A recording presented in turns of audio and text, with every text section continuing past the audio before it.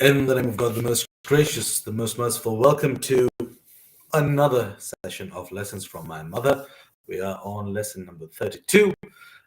Thank you, God. Thank you, my mom and dad. Thank you to everyone who watches or scrolls while watching. Scrolls while doing whatever else. But thank you for stopping over and saying, hey, you look nice today. Oh, I loved that lesson. Sometimes people don't even press play. They just read the lesson at the bottom and they see what I'm wearing and they say, oh, I love the orange lesson. That's an interesting thing. And I say, did you watch all of it? No, I just, oh. And I say, okay, fine. Because there's so much stuff online. You get inundated. There's so many things. And I have a very simple background. It's a simple backdrop, simple clothing. I'm not looking overly sexualized or attractive in the manner which might pull somebody's attention. I'm not using any gadgetry. It's just a very simple repository that I'm building online, which will hopefully become a book within the next year or two, co-authored with my mum. So I understand when people just scroll, but give it a like, give it a comment, give it a listen. If you agree, if you disagree, that's completely fine. You should share it. But I encourage everyone, whenever I get so many messages on LinkedIn particularly, but sometimes on Facebook as well. Hey, I saw one of your videos and I say, okay, oh, which one? Oh, you were wearing orange. And I say, okay, orange is one of my colors. Okay.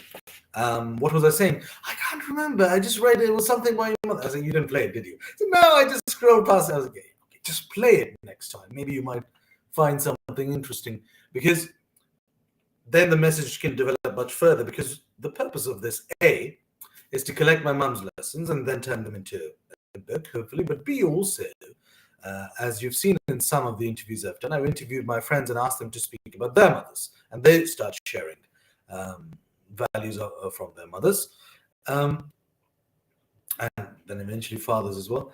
And then I would love people in the comments eventually. Maybe it wouldn't happen now. Maybe it would happen a few years later.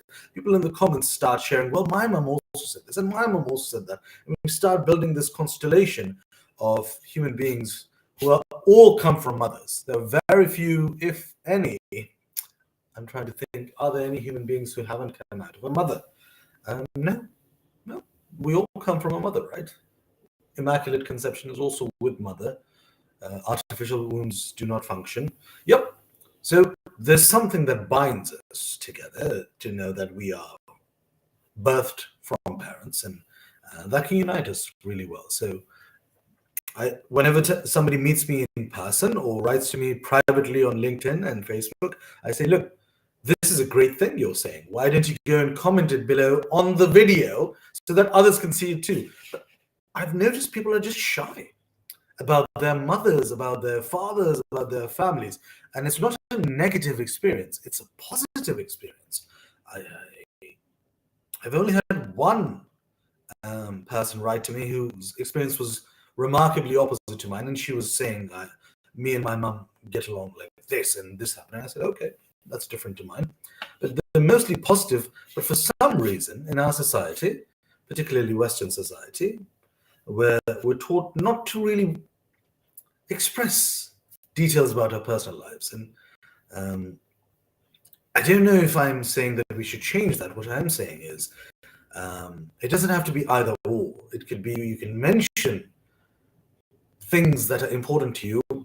You don't have to do it in an overly emotional or problematic manner or inappropriate manner, but you should be able to mention those things. So when people come up to me, where my company is incubated, one of the senior officers, one of the leaders of the incubator came up to me once and tapped me on the shoulder and said, saw one of your videos. My mum used to say the same thing. I said, well, thank you so much. And then for 5 minutes, he talked about his mother. Oh, the face was like this, because he was seeing her in front of his eyes and remembering her. And he got slightly emotional. And I said, yeah, thank you. Leave a comment. And he's like, oh, no, I don't want to leave a comment. And I said, okay, fine, that's completely fine. Sorry, I digress. The first 5 minutes have gone into just general management. Today's lesson, is very important because for somebody like me who wants to be a political leader or, yeah, a political leader, politician, represent people, serve their needs, this was something that mum used to teach us from a very young age, and this was practice your charisma. Now, there may be some books that tell you that charisma is innate and natural. I substantially, wholeheartedly disagree with that. And I'd say my mum disagrees with that too, because there are things that you do which increase your charisma. There are things that you practice again and again, things that you test, which allows you to increase your charisma, in charm, in kindness, generosity, relatability. Almost everything that we think is innate can be practiced and developed much further than you thought you had.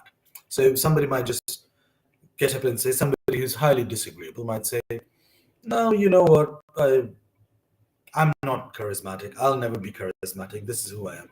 And because they're disagreeable, they're not going to agree with you when you try to convince them.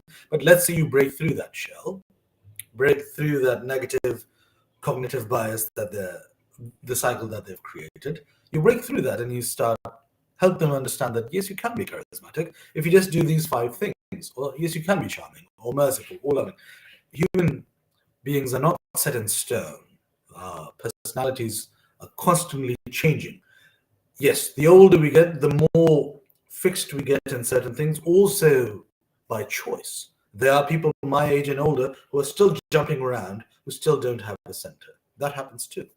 So, so things are always evolving. So my mom used to say that you should practice this thing because I've wanted to be a world leader since I was 5. I think I was 5 or 6 when I used to say I want to be president of Pakistan, and my father would be, "Oh, really? Tell me why?" Because I used to idolize the president. Subsequently, after or even at that time, it's always been a dream, and I'm glad I'm stepping closer and closer towards it. So my parents would always encourage me to go on stage and give speeches. They would write the speech. I would just have to go and recite it. So my house, myself, my friend, my brother, my mother, my father, all those things that a 5-year-old can go and read out, or a 6-year-old. I used to go and do that every day in the assembly or every week in the assembly. And the teachers would know, are you presenting anything today? I was like, yeah, I have a speech. They said, okay, we'll call you. So they do the Quran recitation, which is the norm in Pakistan and a wonderful one, in my opinion. And then there would be a naat, which, how would I translate it? Like not a gospel, but a hymn. A hymn. There would be a hymn that is recited to venerate Prophet Muhammad, peace be upon him. And then there would be some speeches. Sometimes, or more often than not, it would be the children of principals and teachers who would start, whose parents would be running the assembly and say, "Oh, why don't you go give a speech about this?" That's how nepotism starts. But I don't consider nepotism a negative, because I would do the same. If I run a multi-billion-dollar company and my son needs something, I'd give it to my son before I give it to somebody who deserves it based only on merit. And I think we would all be lying if we said, no, I wouldn't give it to my son. I would give it to somebody who deserves it based on merit. Of course, there are principles which mean I would make my son work hard for it, or make my daughter work hard for it, learn principles, all of those things. But if something is needed, necessarily or essentially, we're all going to be nepotistic. I think it's taken a negative word because these days we're ascribing heroic complexes to people when they advertise their struggle and difficulty, and that's fine. That's the arc that we're following, as particularly in the West, but also other parts of the world. But to deny that you wouldn't help your own or your kin, I think it's fallacy. I think everyone would. So I would see, and I realized that as I grew older, because at that time I said, why is that girl getting all the speeches? Well, her mum's the principal. That's why. Your parents are doctors. They have nothing to do with the school. But if you go to the hospital, you'll be seen first before every other child, which is what used to happen. Not just by my parents, but every other. Oh, that's blah blah blah's son. That's Dr. Pasha's son. Call him in. Happens all the time. So nepotism is something that, um, idealistically, you might think that maybe we should change, but realistically, we all do it. Um, so to break into that was hard. So my parents would encourage me, go and give a speech, go read this out, and so much so that it started becoming a norm. We started being selected as that group of students. So these are students who don't only study and deliver in class, but they're also doing these extracurricular things. So whenever there was a debate competition, my name would be put forward. I've given speeches since, yeah, I remember as young as 5 years old. I was 5.5, maybe. I was giving speeches. So I would go read it from a piece of paper, and my mom would say, "No, why are you reading it from a piece of paper? You should have the speech memorized. It's only 10 lines. Memorize it." And I'd go and memorize it. And then she'd say, "Read it out." And then she'd check it while I read it out. And then she'd say, "Okay, that's the mirror. Go, go practice it in front of the mirror." And I would go and practice my speeches in front of the mirror. And I'd be moving my hands. And she said, "No, no, don't move the left hand, move the right hand." And she'd be doing other things. But she'd glance over and she'd be like, "Put your left leg back, not forward," because I'd be leaning, and suddenly I'd stand straight all of a sudden. There's so many things. And then she'd make me practice it again and again and again, till the point of time where she would stop supervising. She would say, go practice it. And I'd go in front of a mirror and practice my speeches and do whatever. And then she'd ask me to present it in front of the brothers and my father. And I'd present it, and they'd all watch. And then she'd say, "You should smile more, or you should look at the audience at this time, or you should do this, or you should do that. Don't look so serious. Don't look so this." And she'd give me that. And while speaking, she'd be like, "Smile." She wouldn't stop me, but she'd like smile, and she'd be like, all these things. We forget. Damn, this is so emotional when I remember it. We forget how much our parents do for us. Good Lord. But it's in those little moments, isn't it? Sorry, if there were anything to get emotional about, it would be your parents. I don't think most people would disagree. But in that moment, she doesn't have to be doing this, right? She could just be at home, go to sleep, read something. But she was like, he wants to give a speech. And she's with us, and then she'd make us practice again and again. And every time I'd go to her and say, "Mom, can you hear my speech?" "Yep. Let me just finish this." She'd be cooking, and she would finish it within 2 minutes. And she's like, "Okay, go." Or she'd just say, she even does it now. If I want to talk about something, but she's really busy, she said, "Okay, you talk. I'll just cut while I listen to you." And she's cutting something, but her full focus is towards us. It's a very loving thing that she does. But then I saw that every great speaker throughout history practices their speeches.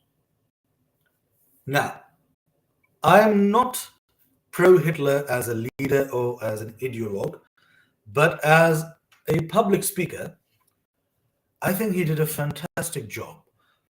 I'm not concerned about his ideas. I think they were wrong completely. So I'm not going into that detail. So don't argue with me about supporting him, because I'm really not. What I'm saying is that the delivery method, which could turn a population into an aggressive militia focused on destroying parts of civilization. So you see his speeches, the way he does it, and it's very aggressive. The way he speaks, it's very aggressive. And then there are pictures of him practicing how he's going to speak, how he's going to look. That shows a lot of preparation. And it did the job. I saw the same with Muhammad Ali, who's one of my favorite people. We share the same name. And Muhammad Ali used to have these phrases. "I've wrestled with an alligator. I've tussled with a whale." He had these rhymes. And you can see, he is so amazing. How can he just come up with them right on the spot? He didn't. He had written them, he had curated them, he had practiced them, he had recited them again and again. He had seen the reaction he got from them and adjusted them, and then he had committed them to memory. And while speaking, he would just find a gap and throw it in. Throw it in, and it would be a thing. It'd be like, wow, Ali is so amazing. Well, yes, because you spent all this time practicing it. You can say the same about Mandela. I've observed similar things about Martin Luther King because you start observing their speeches and you see this repetition that happens. Oh, Dr. King said this here, and a couple of months later, he repeated a large snippet of the same thing there. We do the same in academia. I am trying to become an expert in public procurement, global value chains, governance. Um, there's certain arguments that we've made enough times in presentations and papers where we are sufficiently confident that there's no change here. So rather than creating everything from scratch, if an argument is clear, we can simply transfer it. And if I have said something 6 months ago, I will say it again.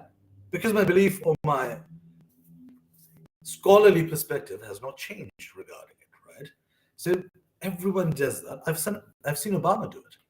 Obama is one of my favorite American presidents, regardless of his policies. There's some policies that he did which I found incredibly abhorrent, but as a person, I found him to be very exciting as a president. And there were sections of speeches which he had just memorized and practiced over and over and written and again and again. So we think when we give a speech, it's all about fact and it's all about convincing the people. It rarely is. What I'm noticing more and more, it's about likability, charisma, charm, emotional connection, maybe one or two more things, and very little about what really you're saying. If it's just your words, then it isn't enough. It has to be word, tone, body language, musicality, pausing. There's quite a few things that come into play here. So Mum used to make us practice all of that. And I was watching Jordan Peterson just in the morning, and I was watching him speak, and I said, I've heard him say this before, but there's slightly different packaging. It's the same thing he's saying about a topic that he discusses. And I was watching, I was like, I've heard him say this before, but he's saying it slightly differently. But he's saying it again, and he's tied it into this context. So know what you believe or know what you're arguing, and then recite it or repeat it enough times and get rid of the fluff so only the essential is left. And then that is your point of view on something. So if somebody says, what do you think about gun control in the United States? You need to know exactly what you think about it, or you should say, I'm not sure. Let me think about it. And then you think, and then you put together an answer. And if that is satisfactory to you, then you should develop it and refine it enough so that you can go do it on stage. Charisma so much is practice. It's not just a fire lights up in you spontaneously and you're charismatic. No. I was watching this lovely movie, one of my favorites, or one of my top 30. The Ides of March, with George Clooney, Ryan Gosling, Marissa Tomei, Philip Seymour Hoffman. Maybe I'm missing a couple of people. Very good political film. And it starts with Ryan Gosling saying, if I'm not tall enough, don't vote for me. If I'm not doing this, don't vote for me. And you say, what is he talking about? Later, George Clooney, who Ryan Gosling works for, who's the senator running for president, the primary and then the president, George Clooney says the exact same thing, but while giving a speech, he says, well, I can't do that. If you don't think I'm tall enough, don't vote for me. If you don't think I'm this, and you say, oh, that particular phrase was probably, focus grouped. It was tested with multiple focus groups. Its traction had been measured and then said to the senator, these are certain sentences, talking points that you have to memorize, and then you have to start throwing in whenever you find the opportunity. And that's what they did. And it comes across as, wow, how charismatic, how courageous, how brave. While in the speech, he told us, don't vote for me if I'm not tall enough. Wow. But in reality, there's a structure behind it. One of my favorite comedians, Robin Williams, One of my favorite comedians in all languages, Robin Williams. You think that there's a lot of things that come into his brain and he just throws them out. I promise you, I don't know which interview it was, but he probably throws out 90% of what he thinks or writes or thought or wrote. Only 10% makes it to the stage, and even that is refined multiple times. Because I saw him do impressions, I've seen him do jokes, I've seen him combine the two. I've seen him put into scenarios where he's just not able to be funny. He needs something to latch onto so he can tie it to what he knows and build something out. And I thought, oh, wow, okay. So when Robin says Brando, it has to be like, he has to. He does this with his hair, pushes out his chin, and starts speaking like Marlon Brando. Every time he says that, there's certain phrases that he uses to sound like Brando, and it's just timed well that it's funny. But it seems so charismatic and charming and attractive. And you say, wow, Robin just pulls the crowd. No, sir. That thing has been practiced repeatedly, methodically, so much so that now it looks like it's second nature. So when I do a Brando impression, I just do this. I'm not even saying anything, but I start doing that, and then people, oh look, he's speaking like Brando. It's so charming, so attractive. But no, it's practiced. So all of this comes from that same source that my mum used to say and still says that whenever I have to give because in the academic circles as a scholar, I have to give presentations all the time. And she says, when's the presentation? Oh, in 10 days. Have you started it? And I'm like, no, I'm going to. She's like, no, you have to start it now. You have to memorize it enough times. So there are no pauses, there's no weaknesses, and you have to refine it again and again and again and again and again so that you don't have to even look at the slides while you speak. You know what's happening. That's the best way to do it. Of course, you can just stand there, look at slides, and read the damn slide. That's not a good enough presentation, is it? You need to work harder if you want to do better. And it always works. When I've done presentations where I'm reading parts of the slide, it never connects. But when I put just an image and I talk about it, or when I put a series of tables or charts and I'm talking about it, engaging with the audience, it always works.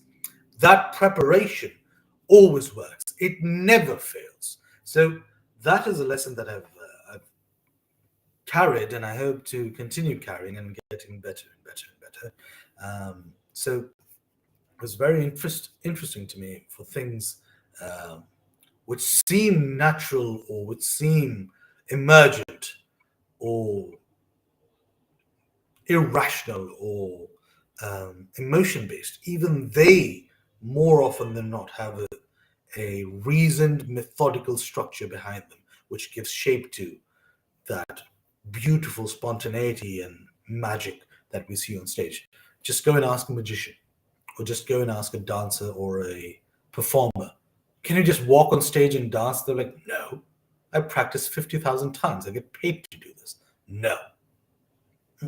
So the advice is for anyone who wants to increase the charm, charisma, or whatever, rather than indulging in self-pity and saying, oh, maybe I'm not enough, start by saying, oh, maybe I could do more. How about I do more? Let me try to do more for 1 year. And if I can't, then maybe I'm not enough. So, and